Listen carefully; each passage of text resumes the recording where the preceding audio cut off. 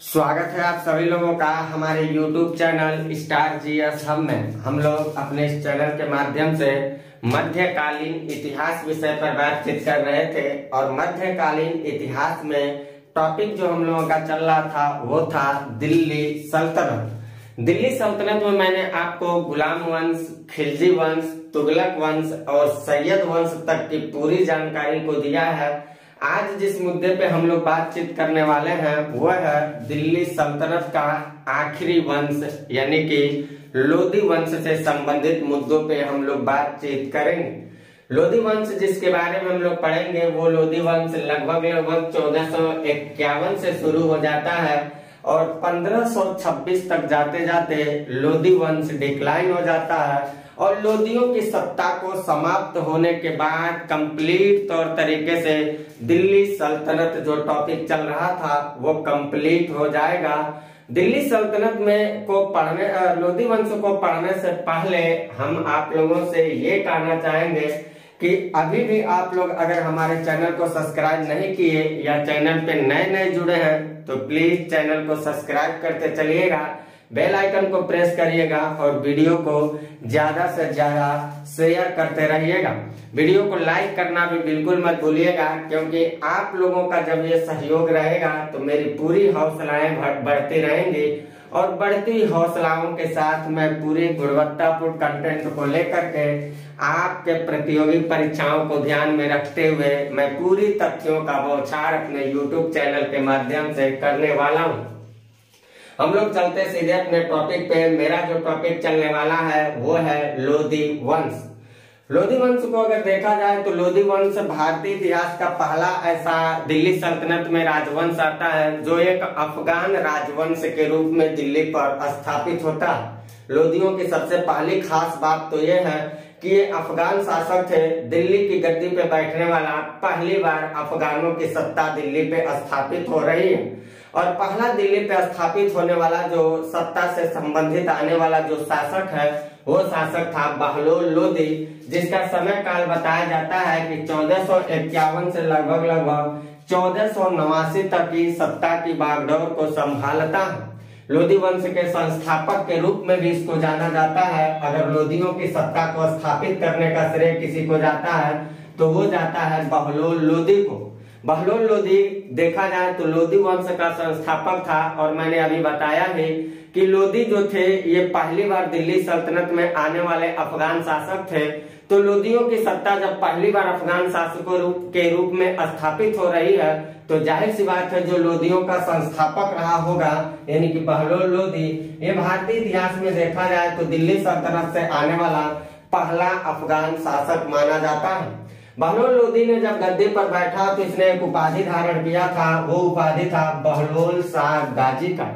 इसके अलावा देखा जाए तो उसने शासन की बागडोर को संचालित करते समय अपने राज क्षेत्र में कुछ सिक्कों का प्रचलन करवाया था। जो सिक्के उसने चलवाए थे वो बहलोल प्रकार के सिक्के थे यानी कि बहलोल सिक्कों का प्रचलन जो किया था वो बहलोल लोधी ने किया था। लोधी वंश का संस्थापक जो था उसी ने किया था। इसके अलावा बहलोल लोधी के बारे में भी कहा जाता है कि वो अपने सरदारों को मकसद ए अली कहकर पुकारता था और इतनी ज्यादा उदारता को दिखाने का काम उसने भारतीय इतिहास में किया है। कहा जाता है कि सरदार जब उसके खड़ा रहते थे तो सरदारों के खड़ा रहने पे वो स्वयं खड़ा रहता था। इस तरह का लोधी वंश से आने वाला संस्थापक बहलोल लोधी की इतिहास को देखी जाती है। परीक्षा को ध्यान में रखते हुए उसके तमाम सारे सैन्य अभियानों को अगर नहीं भी ध्यान रखते तो कोई समस्या की बात नहीं है, लेकिन एक अभियान तो ध्यान में रखना बहुत जरूरी इसलिए हो जाता है क्योंकि बहलोल लोधी के जीवन और उसके अस्तित्व का आखिरी अभियान माना जाता है। कहा जाता है कि बहलोल लोधी अपने जीवन काल में तमाम सारे अभियानों को तो श्रेय उसको जाता ही जाता है, लेकिन जिंदगी का जो आखिरी अभियान उसका हुआ था वो था ग्वालियर अभियान। और कहा जाता है कि ग्वालियर अभियान से लौटते समय ही वो 1489 के आसपास उसकी मृत्यु हो जाती है और बहलोल लोधी के मर जाने के बाद लोधियों की सत्ता में आने वाला जो अगला शासक आता है जिसका नाम बताया जाता है निजाम खां करके था, वो निजाम खां आगे चल के सिकंदर लोधी के नाम से जाना जाएगा वह सिकंदर लोदी इब्राहिम लोदी का पुत्र था और साथ ही साथ कह सकते हैं कि इब्राहिम लोदी के मरने के बाद उसके गद्दी का उत्तराधिकार भी उसी को प्राप्त हुआ। यानी कि अगला शासक जो आता है बहलोल लोदी के मरने के बाद वो आता है सिकंदर लोदी, जो 1489 से 1517 तक अपनी शासन की सत्ता को स्थापित करके दिल्ली पे अपना वर्चस्व स्थापित किया था। यह सिकंदर लोदी बहलोल लोदी का देखा जाए तो पुत्र था, साथ ही साथ उसके उत्तराधिकार के रूप में दिल्ली सल्तनत का अगला बादशाह बनता है। इसका जो प्रारंभिक नाम बताया जाता है वो प्रारंभिक नाम निजाम खां बताया जाता है और गद्दी पर जैसे ये बैठता है तो एक उपाधि धारण करता है सिकंदर शाह की।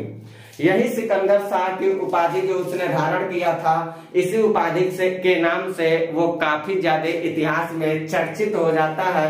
यानी कि सिकंदर शाह लोदी के नाम से, लोदी तो उन सबका अफगानों का एक लोदी जो उनकी वंश परंपराएं चल रही थी वो तो था ही था, सिकंदर शाह उसकी उपाधि थी। तो सिकंदर शाह लोदी के नाम से वो इतिहास में बहुत ज्यादा विख्यात हो जाता है, जिसकी प्रारंभिक नाम को देखा जाए तो निजाम खां बताया जाता है। गद्दी पे बैठने के बाद बताया जाता है कि सिकंदर शाह लोदी जो था वो तमाम सारे विरोधियों को परास्त करने के चक्कर में लगा था, क्योंकि अगर उन विरोधियों को वो ध्वस्त नहीं करता तो शायद लोदियों की सत्ता और पहले ही समाप्त हो जाती। यही कारण है कि सिकंदर लोदी गद्दी पे बैठने के बाद वो क्या करता है, सबसे पहले अपने विरोधियों का दमन करना शुरू कर देता है। और उसके विरोधियों में अगर देखा जाए तो कोई और नहीं थे, उसके विरोधी में जो थे उसके चाचा थे और उसके विरोधी में देखा जाए तो उसी का भतीजा था। ये चाचा और भतीजा जो थे ये सबसे ज्यादा विरोध करने वाले सिकंदर लोदी के समकालीन दिखाई देते। उसके चाचा जो थे वो आलम खां और ईसा खां नाम बताया जाता है। आलम खां और ईसा खां ये दो थे जिनका नाम बताया जाता है। और आजम हुमायूं जो था, ये आजम और हुमायूं जो था ये उसके भतीजा के रूप में आते हैं। ये हुमायूं हम लोगों को मुगल काल में भी मिलेगा, लेकिन वो हुमायूं नहीं है। यहाँ हम लोगों को ध्यान देना है कि सिकंदर लोदी का भतीजा है। ये जो थे लोग ये काफी ज्यादा विद्रोह कर रहे थे। इन विद्रोहियों को या इनके विरोधों को दमन करना लोदियों के लिए बहुत आवश्यक था, वरना लोदी साम्राज्य धाराशाही हो जाता। यही कारण है कि सिकंदर लोदी जैसे गद्दी पे बैठता है तो कोई अभी सैन्य अभियान वो नहीं किया, उससे पहले अपने विरोधियों को दमन करने का प्रयास किया था और उसमें उसको काफी सफलता मिल जाती है। इसके बाद वो चलता है बहुत सारे क्षेत्रों में, जैसे जौनपुर हुआ, बिहार हुआ, बनारस हुआ, नागौर हुआ, ग्वालियर हुआ, ऐसे तमाम सारे क्षेत्रों पे वो अभियान जारी करता है। इन तमाम सारे क्षेत्र के अभियानों में उसको सफलता तो हासिल हो जाती है, लेकिन जब वो ग्वालियर अभियान कर रहा था तो यहाँ पे उसको सफलता नहीं हासिल होती, वहां पर वो असफल हो जाता है। यानी कि राजस्थान के क्षेत्रों में जैसे उसने देखा अपनी असफलता को प्राप्त जैसे कर लेता है, तो राजस्थान के क्षेत्रों से बचना उसको बहुत जरूरी महसूस होता है। क्योंकि राजस्थान के क्षेत्र से अगर उसको सफलता नहीं मिल रही है और उन क्षेत्रों के लिए वो कोई कड़ा डिसीजन नहीं लेता है, तो निसंदेह इसमें कोई दो राय नहीं है कि सिकंदर लोदी की सत्ता हो सकता था कि राजस्थान के आने वाले क्षेत्रों से जितने सारे विद्रोह होंगे या जो विरोधी बन के आएंगे वो दिल्ली सल्तनत पे बैठने वाले साम्राज्य के रूप में शासन की बागडोर को संचालित करने वाले सिकंदर लोदी की सत्ता को उखाड़ फेंकते। यही कारण है कि सिकंदर लोदी ने अपने ग्वालियर अभियान के बाद उसने क्या सोचा, उसने ये देखा कि जो राजस्थान के शासक है उनके ऊपर हम किस तरह से नियंत्रण स्थापित करें और व्यापारिक क्षेत्रों से ऐसा कौन सा काम कर दें कि जो हम व्यापारिक अड्डा के रूप में किसी जगह को बना लें, जिस जगह से हम अपने व्यापारिक एकाधिकार को भी बनाए रखें और साथ ही साथ राजस्थान के क्षेत्रों से आने वाले जितने विरोध हैं उनके ऊपर नियंत्रण स्थापित करना। इस उद्देश्य को लेकर के उसने 1504 में क्या किया था, आगरा शहर की स्थापना किया था।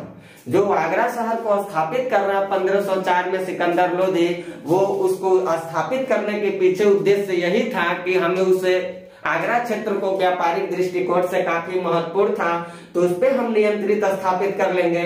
और साथ ही साथ राजस्थान के विरोधियों को दमन करने के लिए वो राजस्थान के जितने सारे क्षेत्रों से आने वाले शासक थे उन शासकों पे अपना नियंत्रण स्थापित करने का उद्देश्य समझा। और इस बात को समझ करके वो 1504 में जाकर के आगरा शहर को स्थापित कर देता है। और आगरा को स्थापित करने के बाद उसी आगरा को वो क्या करता है, अपनी राजधानी घोषित कर देता है। इसके अलावा सिकंदर लोदी के बारे में यह भी कहा जाता है कि भूमि की पैमाइश करवाया और भूमि के पैमाइश करवाने के बाद भूमि को मापने के लिए 30 इंची का एक गज सिकंदरी का प्रचलन भी किया था। यानी जो गज सिकंदरी था 30 इंची का, जिसका मेन उद्देश्य था भूमि का मापन। ये बात आपको याद रखना है, इसका भी श्रेय सिकंदर लोदी को ही जाता है। इसके अलावा देखा जाए तो सिकंदर लोदी एक ऐसा मुस्लिम शासक आता है जो गद्दी पे बैठने के बाद तमाम सारे खाद्यान्नों से जजिया और जाकात कर को ऑन द स्पॉट समाप्त कर देता है। लेकिन हिंदुओं के ऊपर लगने वाले जजिया कर को समाप्त नहीं किया, उसको पुनः लागू कर देता है। यानी कि देखा जाए तो जितने सारे खाद्यान्न थे उन सारे खाद्यान्नों से जजिया कर को और जाकात कर को तो हटा दिया, लेकिन हिंदुओं पे जजिया कर को दोबारा लगाने का काम उस श्रेय उसको जाता है। इस बात को भी आपको याद रखना है। साथ ही सिकंदर लोदी जैसा एक कट्टर मुसलमान जो गद्दी पे बैठने के बाद जिसका ध्येय था इस्लाम धर्म को चरमोत्कर्ष पर पहुंचाना, इस उद्देश्य को पूरा करने के लिए वो तमाम सारे हिंदुओं के मंदिरों को तोड़ने का काम करता है। और हिंदू मंदिरों को तोड़ करके उसके स्थान पे वह मुस्लिमों के लिए मस्जिद का निर्माण करवाया था। बहुत सारे ऐतिहासिक ऐसा स्रोत दिखाई देते हैं, जिसमें साक्षात एक उदाहरण दिखाई देता है। जो ज्वालामुखी मंदिर था हरियाणा के नागरकोट में स्थित, इस नागरकोट मंदिर को भी उसने तोड़वाया था। और इतिहास के अनुसार यहाँ तक कहा जाता है कि मंदिर को तोड़वा के उसके टुकड़े को कसाईयों के हाथ सौंप दिया था मांस तौलने के लिए। इतने घिनौने हरकतों के साथ उसने इतिहास में अपने आप को दिखाया। यानी कि कह सकते हैं कि सिकंदर लोदी मंदिरों को तोड़ने वाला था। और साथ ही साथ ये भी कह सकते हैं कि मंदिरों को तोड़ के वो मस्जिदों का निर्माण करवाया है। और मंदिरों को तोड़ने में जो उसको सबसे ज्यादा जहां से जो ऐतिहासिक स्वरूप उसको दिखाया जाता है वो था हरियाणा का ज्वालामुखी मंदिर, जिसको तोड़ करके उसने कसाईयों के हाथ उसके टुकड़ों को सौंप दिया था मांस तौलने के लिए, यहाँ तक बताया जाता है। न्याय के लिए भी एक बहुत सारा काम किया था। न्याय का डिपार्टमेंट जो रखा था उसका मेन व्यक्ति जो था उसी का प्रधानमंत्री मियां भुआ बताया जाता है। ये वही मियां भुआ है जो दिल्ली में मोठ की मस्जिद का निर्माण किया था। तो अक्सर एग्जाम में पूछा जाता मोठ की मस्जिद का निर्माण किसने करवाया था? मियां भुआ ने, जो सिकंदर लोदी का प्रधानमंत्री था और साथ ही साथ उसके द्वारा न्याय के डिपार्टमेंट का हेड ऑफ डिपार्टमेंट भी था। ऐसा इसके बारे में कहना कोई बहुत गलत नहीं होगा। साथ ही साथ ये भी हम कह सकते हैं कि सिकंदर लोदी जो था वो मुसलमानों के, मुस्लिम पुरुषों के लिए और स्त्रियों के लिए कुछ उसने प्रतिबंध लगाया था। साथ ही साथ संतों के ऊपर भी उसने तमाम सारे प्रतिबंध लगाने का काम किया था। कहा जाता है कि जो मुस्लिम लोग थे उनको ताजिया निकालने पे रोक लगा दिया था। मुस्लिम जो स्त्रियां थी पीरो वस्त्र के लिए उन्होंने उसको रोक लगा दिया था। और साथ ही साथ संतों को मजार पे जाने के लिए उसने रोक लगा दिया था। तो इस काम के लिए भी वो जाना जाता है। फरहंगे सिकंदरी नामक एक आयुर्वेद का ग्रंथ आता है जिसको उसने आगे चल के, ये फरहंगे सिकंदरी जो था इसके बारे में थोड़ा लिख लीजिएगा, मैंने यहाँ लिखा नहीं है। फारसी में वो अनुवाद करवाता है और फारसी जो उसका अनुवाद था वो अनुवाद था गुलरुखी करके उसका अनुवाद करवाया। और इसी गुलरुखी के उपनाम से वो कविता भी लिखता था। ये भी सवाल अक्सर एग्जाम में पूछे जाते हैं कि गुलरुखी के उपनाम से कविताएं कौन लिखता था? सिकंदर लोदी। तो ये जो गुलरुखी था ये फारसी का अनुवाद था। फरहंगे सिकंदरी से इसको अनुवाद करवाया गया था जो आयुर्वेद का प्रख्यात एक ग्रंथ था। और इस उसका अनुवाद उसने जैसे फारसी में करवाया, इसी उपनाम से वो बहुत सारे कविताओं का रचना भी किया था। साथ ही साथ उसने संगीत के एक ग्रंथ था, संगीत का एक ग्रंथ है जिस ग्रंथ का नाम बताया जाता है लज्जत ए सिकंदर शाही। ये भी आपको याद रखना है। लज्जत ए सिकंदर शाही ये संस्कृत का एक ग्रंथ था, इसकी भी रचना करवाने का श्रेय उसी को जाता है। सिकंदर लोधी अपने जीवन काल में तमाम सारे कार्यों को करने के बाद इतिहास के मुताबिक इस बात को कहा जाता है कि 1517 ईस्वी तक जाते जाते उसको गले में रोग हो जाता है और गले में रोग हो जाने के कारण 1517 ईस्वी तक उसको क्या होता है, गले के रोग के कारण उसकी मृत्यु हो जाती है। मृत्यु के बाद सिकंदर लोधी का पुत्र जो था वो उत्तराधिकार के रूप में दिल्ली सल्तनत की गद्दी पे बैठने का काम किया था और वो जो शख्स आता है उसका नाम बताया जाता है इब्राहिम लोधी। इब्राहिम लोधी से संबंधित हम लोगों को ये बात देखना है सबसे पहले कि ये सिकंदर लोधी का पुत्र तो था ही था, साथ ही गद्दी का उत्तराधिकार भी था। इसने इब्राहिम शाह की उपाधि धारण किया और आगरा की गद्दी पे बैठ रहा है। आगरा की गद्दी पे बैठने का काम किया क्योंकि दिल्ली से राजधानी आगरा आ चुकी थी। दिल्ली से आगरा लाने का श्रेय किसको जाता है, सिकंदर लोधी को, क्योंकि किसी ने आगरा को अपनी राजधानी बनाने का काम किया था। तो आगरा की गद्दी पे इब्राहिम लोधी बैठता है और उपाधि धारण करता है इब्राहिम शाह का। इब्राहिम शाह की उपाधि को धारण करके गद्दी पे बैठा। जिस समय ये गद्दी पे बैठता है उस समय दिल्ली के क्षेत्र को मालवा क्षेत्र विजित करना बहुत जरूरी समझा जाता है और जिस मालवा पे एकाधिकार करने के लिए इब्राहिम लोधी सोच रहा था उस मालवा पे एकाधिकार करने के लिए मेवाड़ के शासक जो थे राणा सांगा वो भी सोच रहे थे। यानी मालवा को केंद्र बना लिया गया। वहां दो शक्तियों का नजर पड़ गया। मालवा पे एक शक्ति का नजर पड़ता है दिल्ली का शासक इब्राहिम लोधी और दूसरी शक्ति का नजर पड़ जाता है मेवाड़ के शासक राणा सांगा के। और ये दोनों शासक यानी कि मेवाड़ के शासक और मालवा के शासक, ये दोनों मेवाड़ के शासक और दिल्ली के शासक ये दोनों मालवा के अधिकार को लेकर के आपस में जूझ गए, लड़ गए। और इन दोनों के बीच में जो लड़ाई हुआ था यानी कि मेवाड़ के क्षेत्रों मालवा के क्षेत्रों को जीतने के लिए मेवाड़ का शासक अपने तरफ से और दिल्ली का शासक अपने तरफ से दोनों सेना लेकर के वहां पहुंच गए और दोनों के बीच जो युद्ध हुआ था वो भारतीय इतिहास में बहुत चर्चित युद्ध है जिसको कहा जाता है खतौली का युद्ध।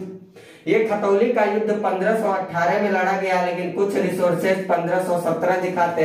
स्टेट पीसीएस में जब ये सवाल पूछा था तो डेट 1518 को ही मेंशन किया था, लेकिन आप कई जगह नेट वगैरह का सहारा लेंगे, अभी आप जांच करके देखेंगे तो 1517 भी दिखाया जाता है। तो यहाँ घबराने की आपको जरूरत नहीं है। जो खतौली का युद्ध हुआ था स्टेट पीसीएस के मुताबिक देखा जाते हुए 1518 के युद्ध में दो शक्तियों के बीच घमासान युद्ध हुआ था। एक शक्ति जो थी वो मेवाड़ के शासक राणा सांगा और दूसरी शक्ति जो थी वो दिल्ली पर शासन करने वाले लोधी वंश का शासक इब्राहिम लोधी। इन दोनों सेनाओं के बीच बहुत घमासान युद्ध हुआ और युद्ध के बाद नतीजा यही निकलता है कि राणा सांगा जो थे ये जीत जाते हैं और इब्राहिम लोधी हार जाता है। इब्राहिम लोधी इस युद्ध में ही मार दिया गया होता है, यही दिल्ली की सत्ता समाप्त हो गई होती 18 तक ही जाते जाते। लेकिन इब्राहिम लोधी ने पूरी तौर तरीके से राजपूताना नीतियों को पालन करते हुए उन्होंने घायल दुश्मनों पे वार करना अनुचित समझा। यही कारण है कि उन्होंने उसको अपदस्थ करके अपनी बातों को लेते हुए वो रिटर्न हो जाते हैं और इब्राहिम लोधी का जो था शासन और उसकी जिंदगी बच जाती है, लेकिन हार तो इब्राहिम लोधी की ही होती है।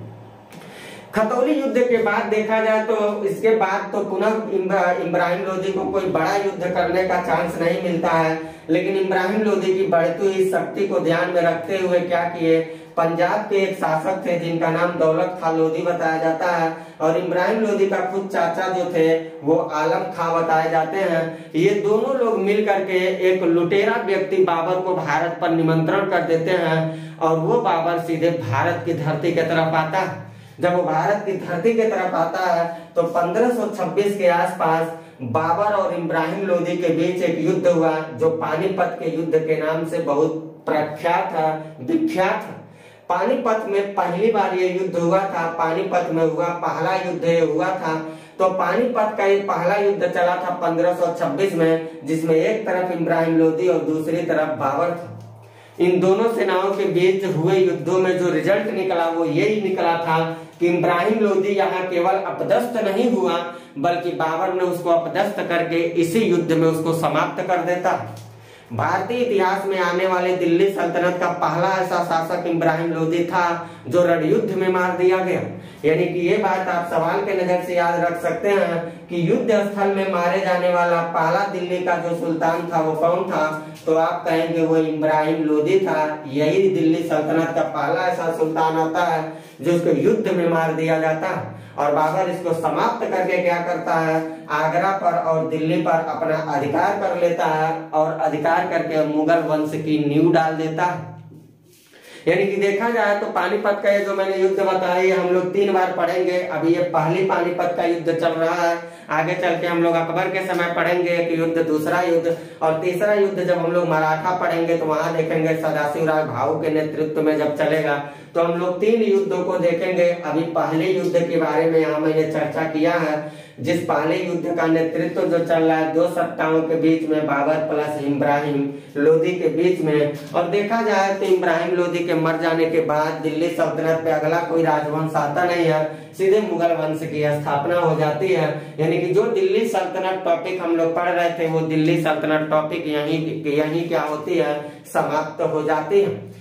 यहाँ एक बात और हम लोगों को ध्यान देना है, इसको पढ़ने के बाद हम लोगों का जो टॉपिक चलेगा, हम डायरेक्ट आपको मुगल काल नहीं पढ़ाएंगे, क्योंकि दिल्ली सल्तनत शासन के दौरान ही कई सारे ऐसे राज्य थे जो स्वतंत्र हो गए थे। जौनपुर हुआ, विजयनगर साम्राज्य हुआ, बहमनी साम्राज्य हुआ, जौनपुर हुआ, ऐसे तमाम सारे छोटे छोटे प्रांतीय राज्य बने थे। उन राज्यों के बारे में हम लोगों का अगला टॉपिक चलेगा, स्वतंत्र प्रांतीय राज्य, जिसमें हम लोग विजयनगर साम्राज्य पढ़ेंगे, बहमनी साम्राज्य पढ़ेंगे, कश्मीर पढ़ेंगे, जौनपुर पढ़ेंगे, बंगाल पढ़ेंगे, मालवा पढ़ेंगे। ऐसे तमाम सारे छोटे छोटे राज्यों के बारे में पढ़ना है। और उसको पढ़ने के बाद हम बताते हैं कि आपको अगली कड़ी क्या पढ़ना है, क्योंकि मुगल काल इतना जल्दी हम लोग नहीं पढ़ेंगे। भले मुगल काल की स्थापना हो गई है, मुगल काल तो यहाँ से शुरुआत हो जाएगा, लेकिन जब दिल्ली सल्तनत चल रहा था तो उसी के चलते समय कुछ घटनाएं और भी घटित हुई हैं। उन घटनाओं को भी अलग से हम लोगों को पढ़ना पड़ेगा। फिर मैं आपको मुगल काल पर लेके चलूंगा। तो इतनी बातों को आप ले सकते हैं स्क्रीनशॉट, इतनी बातों को लोधी वंश से संबंधित। और इसके बाद जब मेरी अगली क्लास लगती है तो उसमें हम तुरंत आपको मुगल काल नहीं पढ़ाएंगे, बल्कि आपको ये बताने की कोशिश करेंगे कि दिल्ली सल्तनत के समापन, दिल्ली सल्तनत के शासनकाल के दौरान ही मोहम्मद बिन तुगलक हुआ। उसी के समय हमने बताया था विजयनगर बहमनी साम्राज्य अलग हो गया, स्वतंत्र राज्य बन गए। तो ऐसे जो राज्य स्वतंत्र बने थे उन स्वतंत्र प्रांतीय राज्यों के बारे में पढ़ना हम लोगों को बहुत जरूरी है। तो अगली टॉपिक के साथ जब हम आपसे मिलते हैं तो हमारा टॉपिक चलेगा स्वतंत्र प्रांतीय राज्य, जहां स्वतंत्र प्रांतीय राज्य हम लोग पढ़ेंगे। लगभग 2 क्लास या 3 क्लास लगेगा। उन स्वतंत्र सारे प्रांतीय राज्यों के बारे में पूरी डिटेल से बातचीत आपसे करने वाला हूं। और आप लोगों से मेरा गुजारिश यही होगा कि सारे मुद्दों को आप लोग पूरी विधिवत को नोटबुक बनाते चलिएगा और चैनल को ज्यादा से ज्यादा शेयर करते रहिएगा। सब्सक्राइब नहीं किए सब्सक्राइब कर लीजिएगा, बेल आइकन को प्रेस करिएगा, वीडियो को लाइक शेयर तो करना एकदम मत भूलिएगा। हम मिलते हैं अपनी अगली क्लास में, जहां हम बातचीत करते हैं आपसे स्वतंत्र प्रांतीय राज्यों से संबंधित मुद्दों पे। तब तक के लिए लेता हूं इजाजत। Bye, best of luck.